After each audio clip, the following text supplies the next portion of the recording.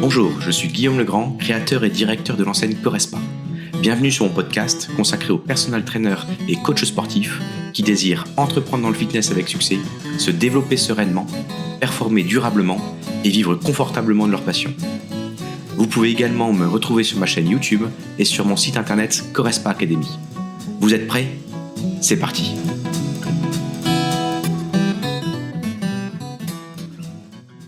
Salut les entrepreneurs, salut particulièrement les coachs sportifs. Et je reviens vers vous puisque j'avais mis une publication sur LinkedIn et Facebook sur le CQP et sur la partie formation et notamment l'importance de la formation continue. Et j'étais très surpris par l'engouement, le nombre de commentaires qu'il y a eu, l'intérêt également pour ça. Et j'étais surpris par le nombre, en fait, la tournure et le nombre de questions qu'il y avait derrière, et notamment les inquiétudes. Donc je me suis dit, le plus simple, c'est d'en faire une vidéo. J'ai repris un petit peu les ensembles de critiques qu'on a pu faire. À la base, c'était vraiment, est-ce que le CQP est intéressant pour remédier au manque de coachs actuellement sur le marché en France? Et les réponses qu'il y a eu, ils ont tourné également sur la formation, la qualité de la formation, CQP et autres. On a beaucoup travaillé, j'étais très surpris, mais en fait sur la rémunération des coachs, pour dire c'est parce qu'on ne rémunère pas dans les clubs assez les personnes en tant qu'entrepreneurs ou salariés, donc on veut partir entre guillemets, il y en manque et on quitte le marché. Il y a eu les conditions de travail qui ont été beaucoup soulevées et la dernière, c'était également la place du coach sportif dans notre secteur d'activité.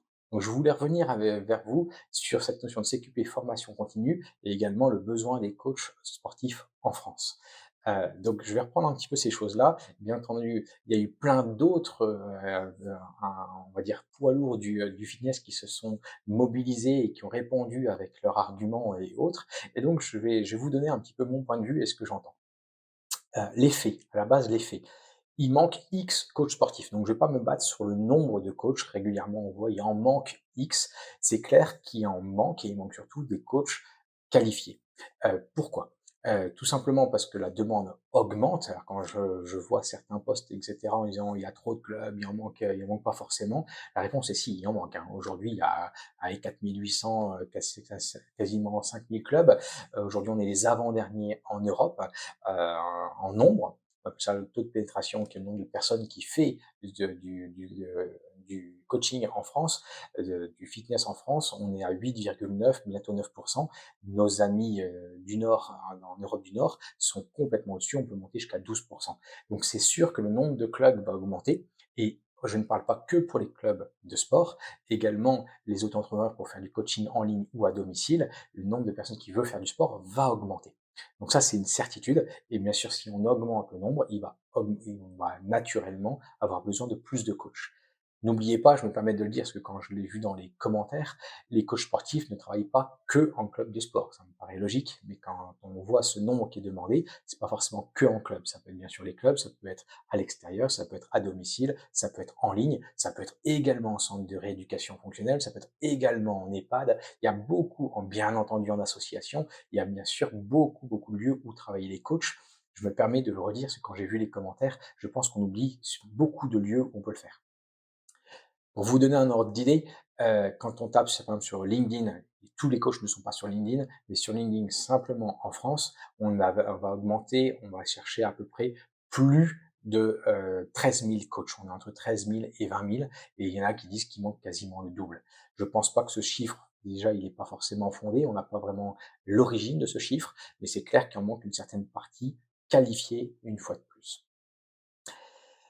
Donc difficile de savoir réellement combien de coachs il manque, mais c'est sûr qu'il en manque. Ça, c'est ce qu'il faut retenir. Et également, voilà, je voulais également vous redonner dans les faits les différents lieux où on peut travailler. Autre chose, 3 idées du CQP qui, à mon sens, est déplacée. Le premier, j'ai entendu beaucoup de commentaires, fait plaisir aux investisseurs. Globalement, les investisseurs se remplissent le poche, les investisseurs sont derrière, ils font exploiter un manager qui va faire ça, qui va ouvrir son club et qui va se démener, et on embauche des salariés, et les salariés, globalement, s'épuisent pour remplir les poches de l'investisseur. Je vais pas trop rentrer dans cette polémique, mais chacun a sa place, chacun a son rôle. Il faut des salariés, il faut des managers de club, il faut des investisseurs. Et on n'est pas là pour se gaver l'un sur l'autre. Chacun à sa place. On a besoin chacun mutuellement de ses compétences. Et l'objectif général, ne l'oublions pas, c'est quand même d'améliorer la qualité de vie des gens qui sont derrière toutes ces choses-là, sans parler d'exploitation. Bien entendu, il y a des abus. Je connais le secteur du fitness en France. C'est pas la majorité des clubs qui ont des abus, tant du côté investisseur, tant du côté manager, tant du côté salarié. La deuxième chose qui, à mon avis, est déplacée. J'ai eu beaucoup de critiques en disant, bah, ça va remplacer le BPGEPS. Et ceux du BPGEPS qui vont dire, bah oui, mais il y a les STAPS qui sont à côté. Encore une fois, ne nous battons pas sur le diplôme. Aujourd'hui, il manque de clarté sur quel diplôme donne quel prérequis et globalement va dire cette personne-là est plus compétente dans tel domaine, tel domaine. Aujourd'hui, un coach, le diplôme en tant que tel de manière générale, ça c'est mon point de vue clair et précis, c'est qu'une étape. On en est obligé en France, si vous voulez regarder nos amis belges, ils n'ont pas l'obligation d'être diplômés, et pourtant, moi, je les trouve bien meilleurs de manière générale. Pourquoi? Là, il y en a certains qui vont dire que la passion n'explique pas tout, mais à mon point de vue, la passion va entraîner la motivation et va surtout entraîner de se former au quotidien et régulièrement. Cette formation continue va permettre d'atteindre l'excellence dans l'ensemble des compétences. N'oublions pas également que les compétences, le CQP, moi quand je dis que c'est une bonne chose, c'est que ça permet de donner un premier tremplin pour continuer à se former. Bien entendu qu'en 3 mois, on n'est pas coach d'excellence, on n'est pas vraiment, entre guillemets, pointu là-dessus. Mais par contre, ça permet de donner un accès plus rapide pour continuer à évoluer.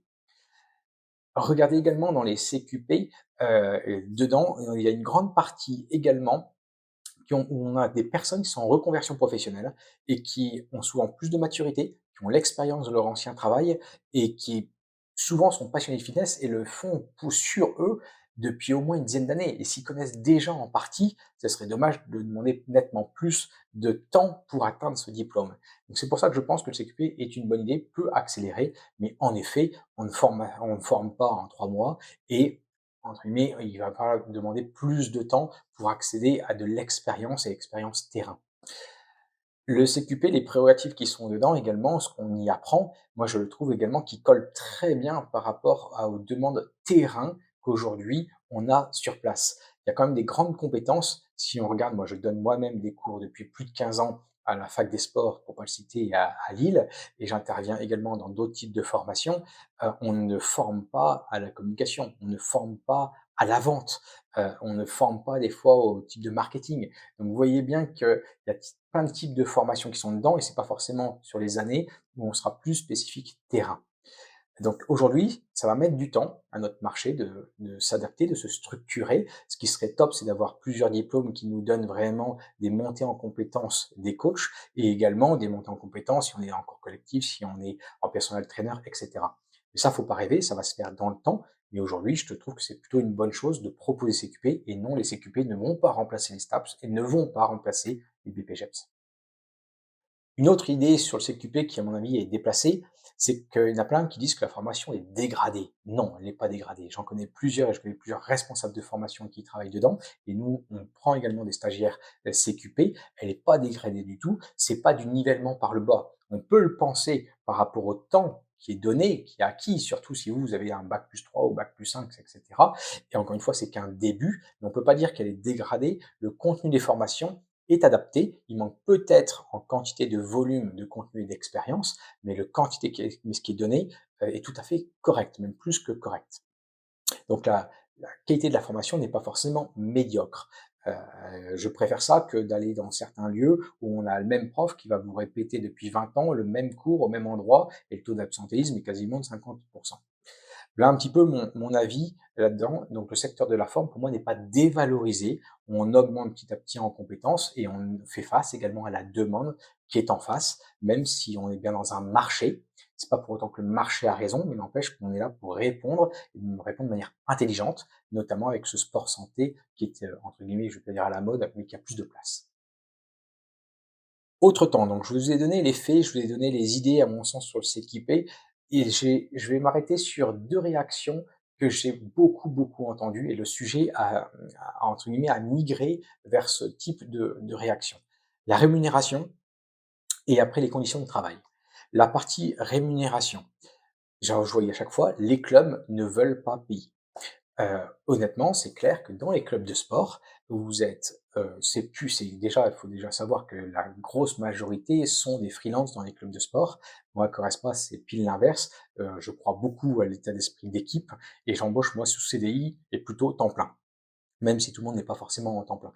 Mais la réalité, c'est plutôt freelance. Il faut pas oublier que le freelance, il y a un effet de mode et cetera, mais on n'est pas vraiment, on peut pas dire qu'on a une activité de freelance comme certains ingénieurs ou certaines personnes qui travaillent à un coût par jour, etc. On est plutôt sur des clubs qui embauchent en freelance à droite, à gauche. Normalement, c'est le freelance qui choisit ses prix, je vous rappelle. C'est lui qui est également libre de donner ses prestations de service, de les donner comme il le veut. Et sur le terrain, c'est pas réellement ça qui se passe, hein. Il y a quand même un lien de subordination du du responsable manager de club par rapport au freelance, qui normalement ne devrait pas être le cas. Ça, je me permets de le rappeler, parce qu'il y a beaucoup d'abus dans notre secteur d'activité. Et si vous le comparez par rapport à un freelance, à combien il peut demander de l'heure et combien un salarié est payé, en effet, il y a une grande distinction. Après, j'allais dire, vous me connaissez, je suis dans l'entrepreneuriat, il faut de tout. Il faut des salariés, il faut des managers, il faut des investisseurs. Mais une fois qu'on n'est pas content, j'allais dire, passez le cap et montez en strat, si on peut parler de strat, ou créer votre propre job si vous vous sentez mal payé. Parce que je voyais beaucoup qu'il y avait aussi de l'énervement sur combien je suis payé. Bah, prenez les responsabilités et montez en compétences et montez par rapport à ça si c'est l'aspect purement financier, pécunier qui permet de le faire. Certains clubs permettent de payer plus, mais à un moment, vous avez vos limites. Parce qu'on a une activité en termes de rentabilité, et là je parle bien chiffres, hein, et c'est pas pour autant que je parle chiffres et que je ne parle pas de qualité de prestation et de service premium. On peut adapter les deux, mais c'est clair qu'aujourd'hui, on peut aller mettre un peu plus qu'un SMIC, ça c'est clair, hein, plus des primes, mais on va pas arriver à un salaire entre guillemets de manager de club, ce qui serait pas non plus intéressant à faire et pas logique également.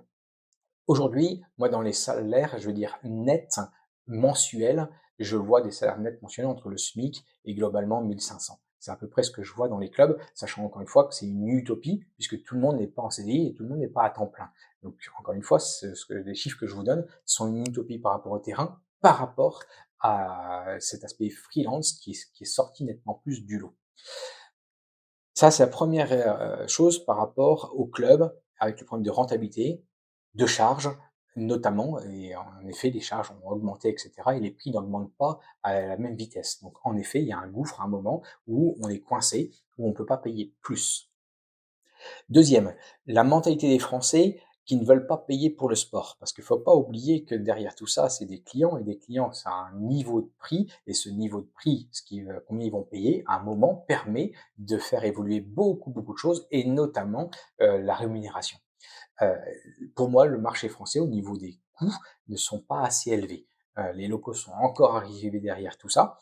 Donc, je parle encore une fois pas que des clubs, mais quand j'accompagne pas mal de freelance et quand je vois encore du 40 ou 50 euros, honnêtement, c'est pas le prix à payer, c'est pas ce que ça vaut aujourd'hui de travailler sur un coût à l'heure, coût journalier, et tout ça remis bien entendu pas en paiement à la séance, mais en mensualité. Donc, si on veut de l'accompagnement plus haut de gamme et du coaching, du suivi personnalisé, si je parle à domicile, c'est du haut de gamme, ça a un coût et ça se paye. Que ce soit pour des clubs, et moi je fais partie des clubs premium et je fais partie des personnes qui vont faire du suivi personnalisé très axé là-dessus, donc s'il y a un coût, nous, notre panier moyen, il est à 79 euros hors taxe. Et il faut arriver à ça si vous voulez, entre guillemets, vivre également, pas forcément correctement, mais donner les investissements qui vont derrière, se développer, etc. Et je vois depuis 15-16 ans, tous ceux qui sont tombés aujourd'hui dans la région lilloise, nous on est encore debout, c'est une des raisons qui permet de continuer à se développer et de vivre confortablement. Donc c'est valable pour les clubs et c'est valable pour les coachs. Donc la mentalité des Français à payer plus, faut pas oublier que d'après-guerre, entre guillemets, ils avaient la sécurité, il fallait se chauffer, on a vécu les 30 glorieuses, on mettait du 50 euros, on rentrait, on proposait aucune plus-value et les clients étaient satisfaits. Ce modèle-là est complètement terminé. Donc aujourd'hui, c'est clair que soit vous faites plutôt du low cost, du low price, donc 19, 29. Au milieu, je vais pas me fâcher avec tout le monde, mais pour moi, il n'y a plus grand chose. En tous les cas, ceux du milieu vont avoir du mal à avoir un positionnement très, très clair et donc ceux-là, ils sont tous, entre guillemets, je ne veux pas dire qu'ils sont morts, mais il y a une grande partie qui n'existe plus aujourd'hui. 2012-2013, c'était ces années-là. Il y a encore un peu de place, mais franchement, il faut avoir un positionnement très, très précis et après vous verrez tout le reste qui fait plutôt du haut de gamme, les boutiques gym, les studios, souvent c'est entre 100 et 300 mètres carrés où là, vous avez des spécialistes de quelque chose et vous avez vraiment une expérience, vous vivez quelque chose qui est semblable. Les prix sont au-dessus et là, les personnes désirent monter sur ce type d'expérience. Donc ça a un coût, ils sont prêts.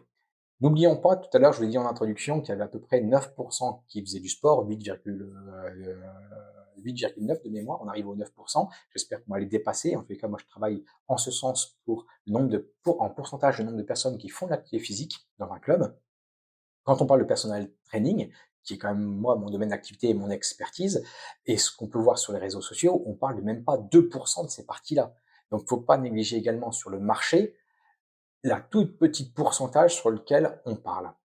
Là, pour la partie de la rémunération et la partie des partages des richesses par rapport à notre modèle économique. Faut bien parler de partage de richesses par rapport à l'ensemble des acteurs qui sont dedans.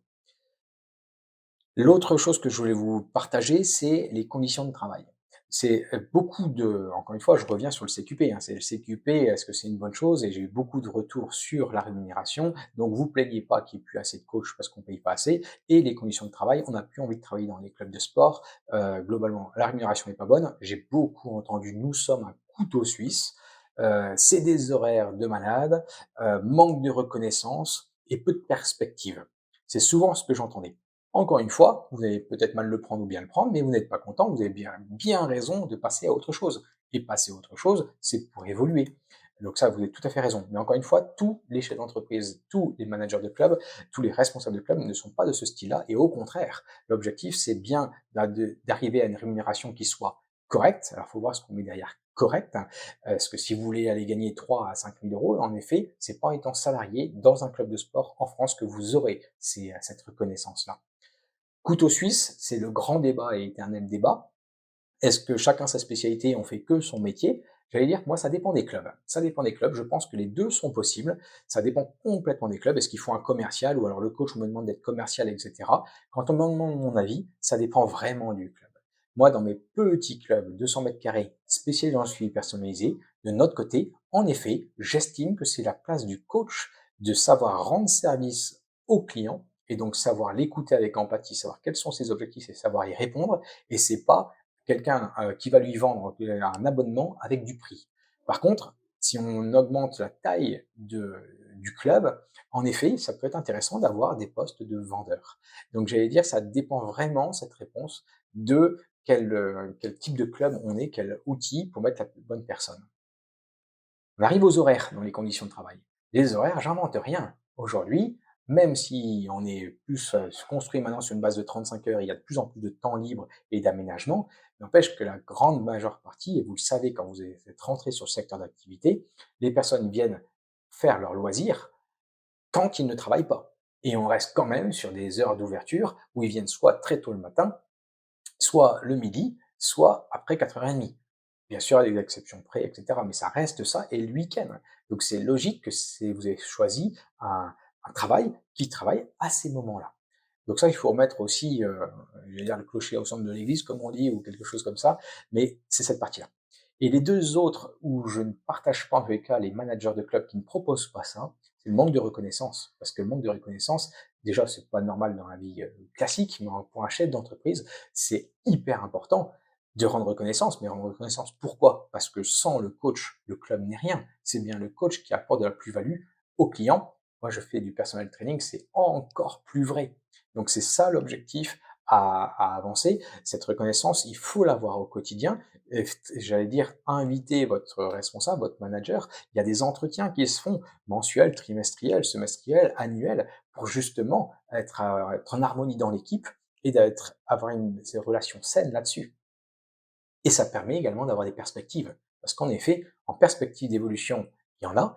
Et à un moment, quand vous arrivez en haut, entre guillemets, du panier, bah, ce sera de passer à une étape supérieure, soit d'être manager, soit d'être responsable de club, soit à vous-même de créer votre job en auto-entrepreneur ou créer votre studio. Et ça, il faut aussi l'entendre. À un moment, si vous êtes déjà, on a une activité, on a un secteur d'activité où en effet, on peut être très rapidement sur le haut. Et donc, quand on est en haut, on passe par l'entrepreneuriat. Pour moi, ça passe par ce niveau-là.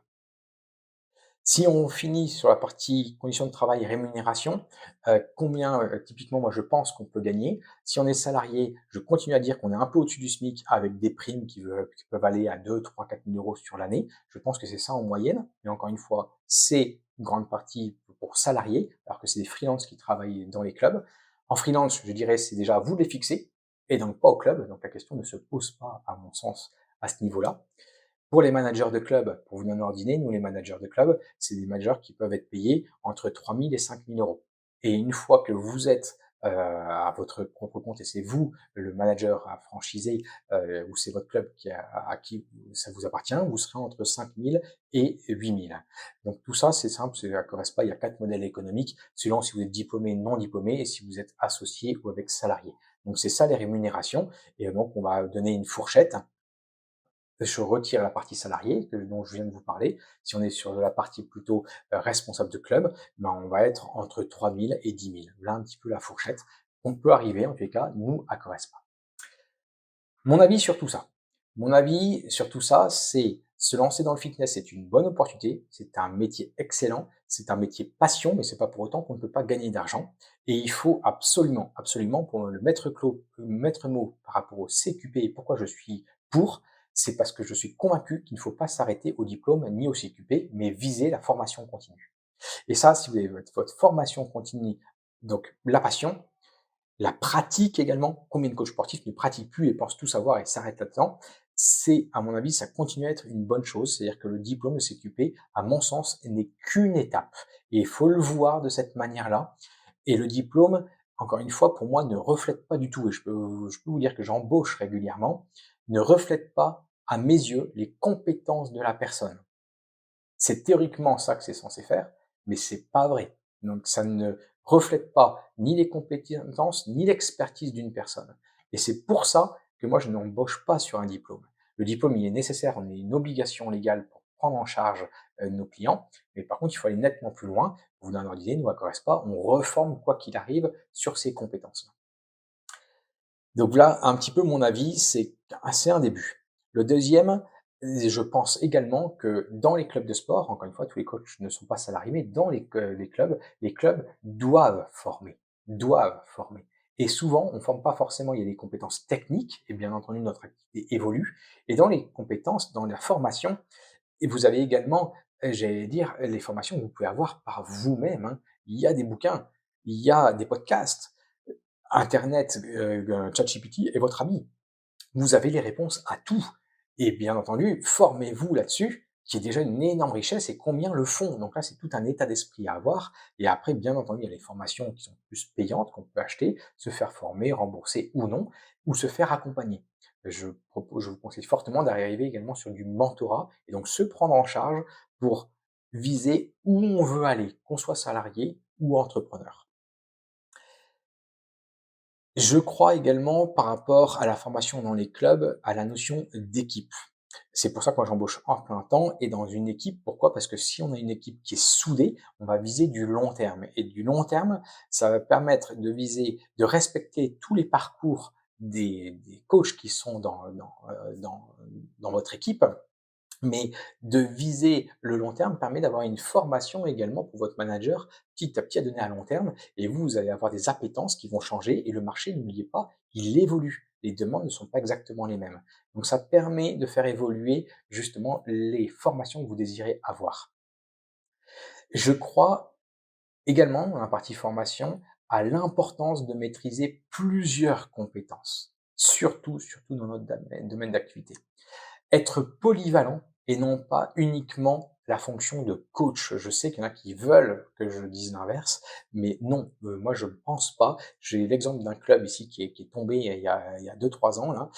Il prenait le meilleur dans tel domaine, dans le yoga, le meilleur dans tel ce sport cours collectif, le meilleur. Mais il n'y avait pas de notion d'équipe, il n'y avait pas de notion de formation. Et ça se ressent et les clients partent. Donc, c'est important quand même d'avoir une polyvalence. Que vous ayez une expertise, un positionnement, oui, Et c'est important d'avoir cette polyvalence. Et en effet, vous devez gérer des séances, des plateaux, du suivi technique sur le plateau. Oui, vous pouvez aller vers le suivi alimentaire. On parle même de préparation mentale. Tout ça, oui. Et maintenant, on a même des applications. Donc oui, il faut être aussi connecté. Donc il y a beaucoup de choses qu'il faut faire. Oui, dans mes clubs, c'est pas fou. On a des personnes spécialisées pour faire de la relance en communication téléphonique, mais n'empêche que le coach a son rôle à jouer également parce qu'il a une certaine expertise où c'est sa place à lui de relancer. Donc acquisition, fidélisation, c'est la place du coach et il faut se former avec, que ce soit le CQP, le BPGEPS ou les STAPS. Je pense qu'il y a du retard à prendre et il y a de la formation continue surtout à apporter. Pourquoi? Parce que le maître mot dans la formation, ce sera la relation. Et la relation, vous avez des acquis, mais ça s'apprend également comment avoir une relation client et comment la soigner. Troisième avis, pour moi, c'est des mentalités à changer. Et des mentalités à changer pour le coach et des mentalités à changer pour les managers de club. Ça va vraiment dans les deux sens. Pour les coachs, je vais être assez dur dans ce que je vais dire, mais c'est soyez acteurs et créatifs dans votre secteur d'activité. Dans votre secteur qui soit de la forme, de la santé, du bien-être. Prenez votre place dans le modèle économique qui vous convient.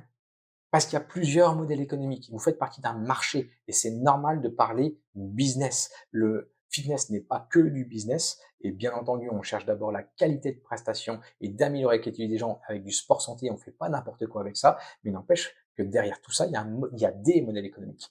Est-ce que vous préférez travailler avec Basic Fit avec un loyer et vous mettre auto-entrepreneur? Est-ce que vous travaillez salarié? Est-ce que vous mettez auto-entrepreneur? Auto-entrepreneur, est-ce que vous le faites en ligne de manière hybride? Vous avez plein de structures, j'allais dire, et vous avez plein de solutions. À vous de trouver votre modèle économique qui vous convient. Et des fois, c'est possible qu'il vous convient plus et on passe à autre chose. Donc, la deuxième chose, changement de mentalité, ça va pas plaire à tout le monde, mais arrêtez de vous plaindre. Parce que si vous vous plaignez, c'est peut-être que vous qui n'êtes pas forcément aligné par rapport au marché ou alors aligné par rapport aux structures, comment c'est fait. Et en effet, il y a des fois eu un trop-plein en disant j'arrête, je quitte les clubs. Ok, c'est ce qu'on observe. Beaucoup de choses, personnes se sont mis auto-entrepreneurs. Mais est-ce que c'est plus simple? Pas spécialement. On peut en vivre, même décemment. Mais par contre, ne vous plaignez pas. Il y a des structures, il y a des méthodes. Donc, trouvez vraiment le modèle économique et euh, votre comment dire, votre place, votre mission, votre profession, votre poste, vraiment au bon endroit. Et l'objectif, vous le savez, c'est être au bon moment, au bon endroit. Et c'est là où vous prendrez plaisir, vous serez heureux sur ce que vous faites, que ce soit les conditions de travail, votre formation, que ce soit la rémunération, etc. Donc vraiment, passez à l'action et créez vos propres règles du jeu. C'est quand même l'avantage quand vous êtes entrepreneur. Vous allez peut-être me dire, vous avez la réponse facile quand on parle d'entreprendre.